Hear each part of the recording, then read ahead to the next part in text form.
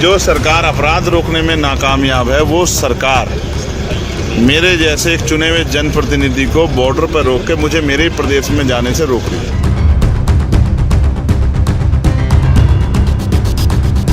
UP में इन दिनों एक सियासी तूफान मच चुका है जो सत्ता के गलियारों तक सुनामी की तरह पहुंच गया है और इस तूफान की चिंगारी है चंद्रशेखर आजाद। भीम आर्मी के नेता और नगीना से सांसद चंद्रशेखर, जिनकी आवाज अपराध, भ्रष्टाचार और प्रशासनिक नाकामी के खिलाफ हर दिन तेज हो रही है, अब यूपी सरकार के निशाने पर वो आ गए हैं। यूपी में बढ़ते अपराधों को लेकर लगातार सवाल उठाने वाले चंद्रशेखर की गिरफ्तारी ने एक नया मोड़ लिया है। रविवार को चंद्रशेखर आजाद चंदौली में हिरासत में लिए गए जब वो बिहार से एक कार्यक्रम के बाद लौट रहे थे।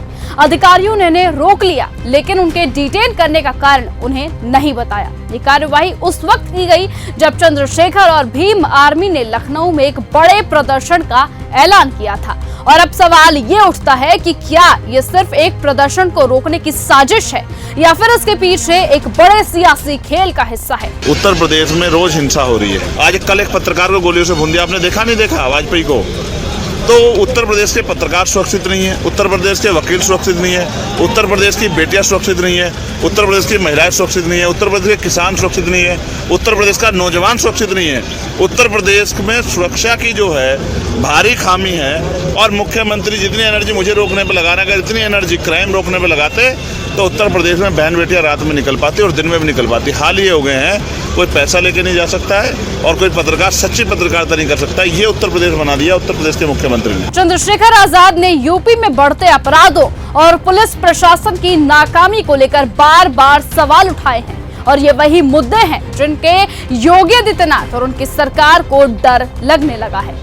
योगी जो खुद को डबल इंजन सरकार का दावा करते हैं, अब चंद्रशेखर की आवाज से वो परेशान और डरते हैं। चंद्रशेखर ने लगातार आरोप लगाया है कि यूपी में अपराधों की बढ़ोतरी हो रही है और पुलिस का रवैया पूरी तरह से लापरवाह हो चुका है। जब चंद्रशेखर ने इन मुद्दों को उठाया तो योगी सरकार के खिलाफ सवाल उठने लगे जो उनकी सियासी कुर्सी को हिला सकता है। और अभी कल ही का आप किस्सा ले सकते हैं जिसमें एक पत्रकार की दिन दहाड़े हत्या कर दी गई थी और इस पर योगी आदित्यनाथ की सरकार ने कोई एक्शन नहीं लिया था।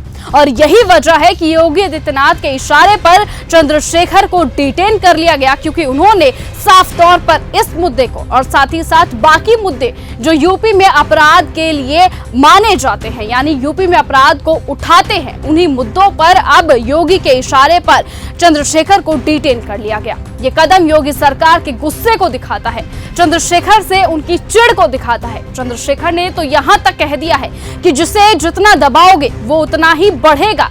इस बार दबाया गया तो आजाद समाज पार्टी का एक सांसद बना और दबाओगे तो 2027 में इतने विधायक बनेंगे कि गिनती कम पड़ जाएगी। यही बात योगी के चिंता का विषय बन चुकी है। चंद्रशेखर आजाद ने यूपी में बढ़ते अपराधों, पुलिस की लापरवाही और सरकार की नाकामी को लेकर जो सवाल उठाए उससे पूरी भाजपा सरकार की पोल अब खुलने लगी है। ये वही मुद्दे हैं जिनके कारण योगी आदित्यनाथ का गुस्सा इस कदर बढ़ गया है और इस कदर उनकी चिढ़ बढ़ गई है कि उन्होंने चंद्रशेखर को खामोश करने के लिए उन्हें हिरासत में ले लिया। योगी आदित्यनाथ की डबल इंजन सरकार का दावा अब सवालों के घेरे में है।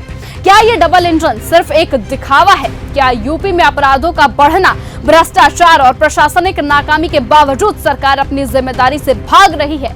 इन सब सवालों के बीच चंद्रशेखर अब सरकार के सामने चुनौती बन चुके हैं। ये सियासी संघर्ष अब सिर्फ एक प्रदर्शन से कहीं आगे बढ़ चुका है। ये सत्ता और विपक्ष के बीच की एक निर्णायक जंग बन चुकी है और अब देखना होगा कि 2027 के चुनावों में जनता किसे जीत दिलाकर अपना नेता बनाती है। क्या चंद्रशेखर और उनकी पार्टी योगी आदित्यनाथ की तानाशाही से जूझने में सफल होंगे या फिर यूपी में एक और तानाशाही का दौर शुरू हो जाएगा? चंद्रशेखर आजाद की गिरफ्तारी और योगी सरकार का गुस्सा अब यूपी की राजनीति में नया मोड़ लेने जा रहा है। इस लड़ाई का परिणाम क्या होगा, ये आने वाले समय में साफ हो जाएगा। लेकिन इतना जरूर है कि जितना दबाओगे उतना बढ़ेगा। और चंद्रशेखर का यह बयान अब योगी आदित्यनाथ की सरकार के लिए एक चेतावनी बन चुका है कि आखिरकार 2027 में अब चंद्रशेखर किसी से भी डरने वाले नहीं है। तो फिलहाल आप किसे अपना नेता बनाएंगे? कमेंट सेक्शन में अपनी राय लिखकर जरूर बताएं। और ऐसे ही लेटेस्ट अपडेट और खबरों के लिए आप बने रहें और देखते रहें चैनल न्यूज गंगा। नमस्कार। ऐसी ही खबरों को सुनने और देखने के लिए सब्सक्राइब करना बिल्कुल मत भूलिएगा चैनल न्यूज गंगा।